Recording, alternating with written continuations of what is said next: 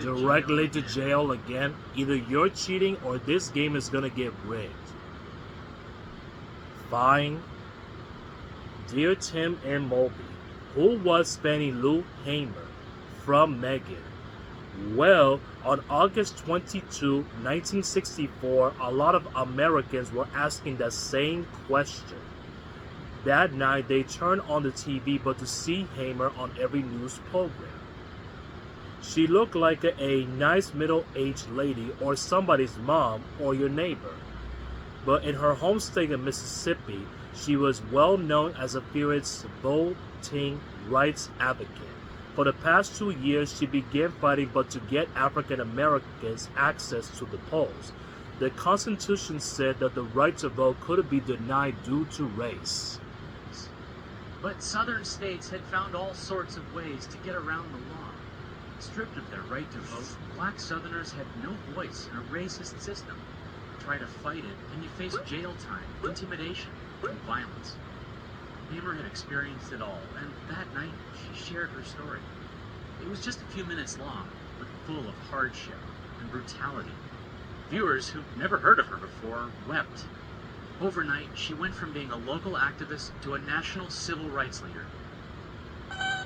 Fannie Lou Hamer was born in Mississippi in 1917, the youngest of 20 children. Her grandmother had been enslaved, and her parents, like many descendants of enslaved people, were sharecroppers. A plantation owner rented them farmland in exchange for a share of their crops. But he also charged high rates for tools and other expenses. So, like most sharecroppers, they were constantly in debt. Fannie Lou had to be leaving school after 6th grade but to be helping her family in the fields. As an adult, she earned a position of responsibility on a plantation. She recorded each farmer's harvest and tried to get them their fair share. Then, in August 1962, members of the Student Nonviolent Coordinating Committee, or SNCC, Visited her church. All around the country, the civil rights movement was heating up. And SNCC was one of the major players. Its student activists trained local community leaders to join the fight. In Mississippi, they focused on registering black voters. They told the congregation they could sweep out racist officials. And Hamer was stunned. She didn't even know that she had the right to vote. So when SNCC asked for volunteers to register to vote, she raised her hand up high. Well, no, it wasn't that simple. An angry crowd gathered at the courthouse to meet the 18 volunteers. They tried to scare Hamer and the others from even trying to register. But the volunteers stuck together and made their way in. Inside the courthouse, the clerk was no more welcoming. He demanded the group pass a test before registering. They were asked to explain a legal clause about ex facto laws. Yeah, that was the whole point of literacy tests. To be nearly impossible to pass, so clerks could refuse anyone the right to vote. They could also demand a poll tax, a fee meant to discourage would-be voters. No surprise, all the SNCC volunteers failed the literacy test. On the way home, their bus was stopped by the police. They said its yellow color was illegal. Hamer sang the Keep the Group Spirits until they were let go. That night, she was fired from her job and evicted from her home. The plantation owner had heard about her attempt to register. A few nights later, someone shot at the house where she was staying. Afraid for her children, Hamer considered leaving town for good. But she couldn't convince herself to leave the place her parents helped build. She rented a house from a neighbor and took a job with SNCC. Hamer's home became a gathering place for volunteers and civil rights leaders.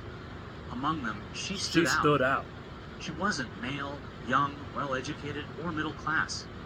She knew what poor black families endured because she'd lived it. That first-hand experience made her a powerful speaker. She would often break into song to motivate crowds. Before long, she was well known as her singing voice as her activism. But her growing influence made her a target for racist attacks. She got threatening letters and phone calls, and her husband lost job after job.